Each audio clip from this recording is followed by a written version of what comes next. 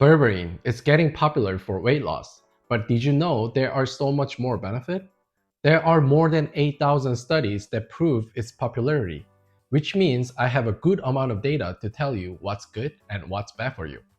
I usually make my video very short and to the point, but it seems like this video might be a little longer than usual. So please check the timestamp in the description and then select the part that you need.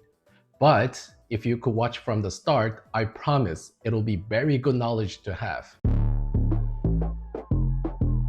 In Eastern medicine, we use Huangnin, which contains a lot of berberine and it's very expensive.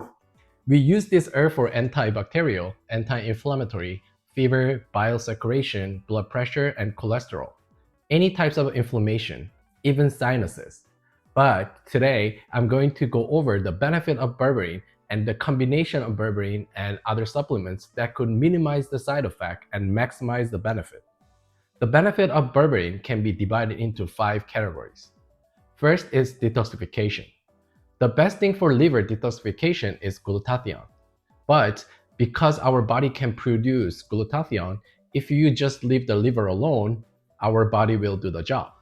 But because we are constantly bothering the liver, such as getting stressed, drinking, overeating, or having too much sweets, which will cause overload for the liver. And that's the reason why we see so many liver helping supplements. One of the popular supplements for the liver is milk thistle. When you use milk thistle with the berberine, it creates a synergetic effect. They enhance detox ability better than either one alone. The second one is a cell cycle arrest. This sounds difficult, but you could think of it as one of the cell's defense mechanism. The majority of cells in our body do two things. One is functioning as they are intended to, like nerve cells for working nerves and muscle cells for working muscles. The other thing is the replicating of cells. Cells have a lifespan, so when they die, they replicate. But when the DNA of cell is damaged, the cell stops replicating and fix the problem before replication. You could think of it as having a flat tire while driving. If you stop the car and fix the tire before driving, then your car won't get damaged.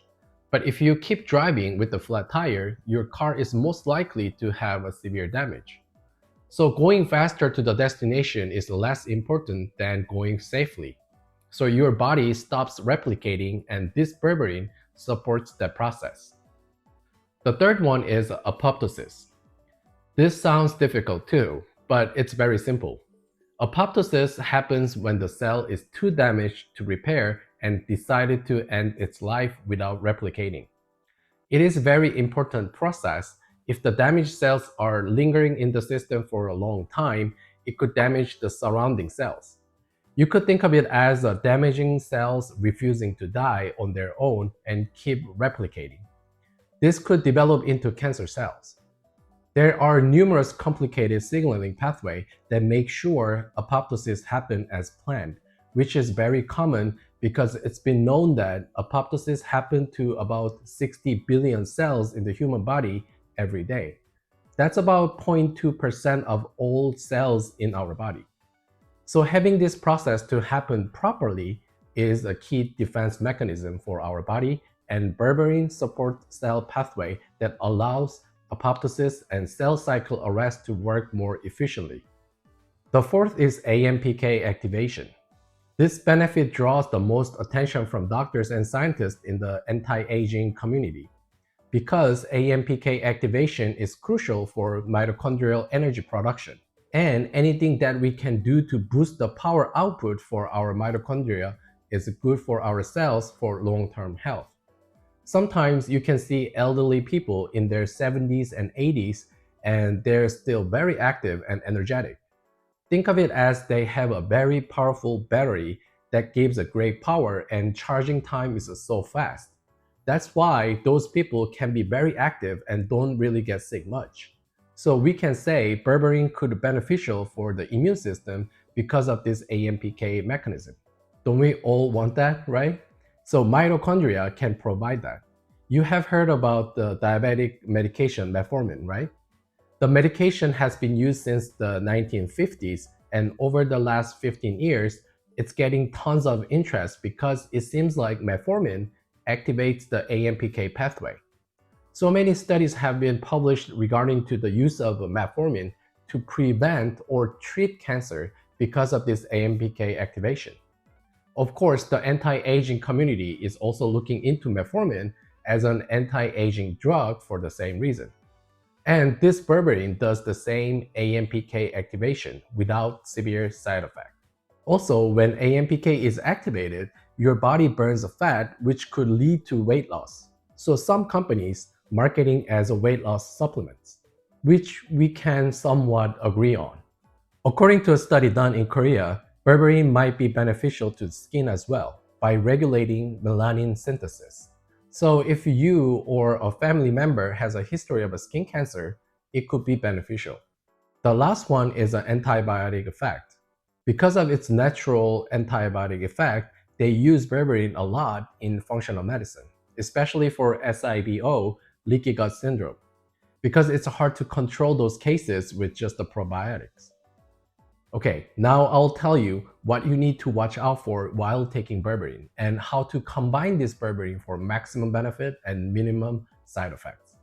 The most common question I get from the patients are if it's okay to take berberine while taking blood pressure, diabetic, cholesterol medication. And my answer is, please don't start berberine without consulting your primary doctor.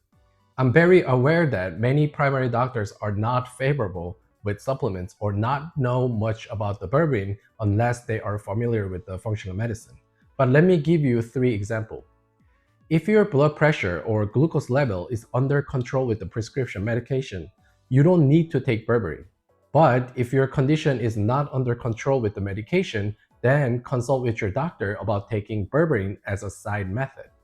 Of course, with the low dosage first.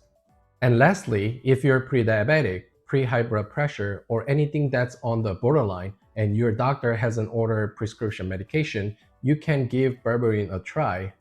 And if the condition is not improving within about 3 to 4 months, you could stop the berberine and look for either conventional medicine or Eastern medicine for help. Since berberine becomes so popular, there are so many studies that show the problem of berberine.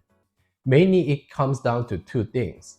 First one is the absorption problem, and the second problem is it could affect the bacteria in your intestine.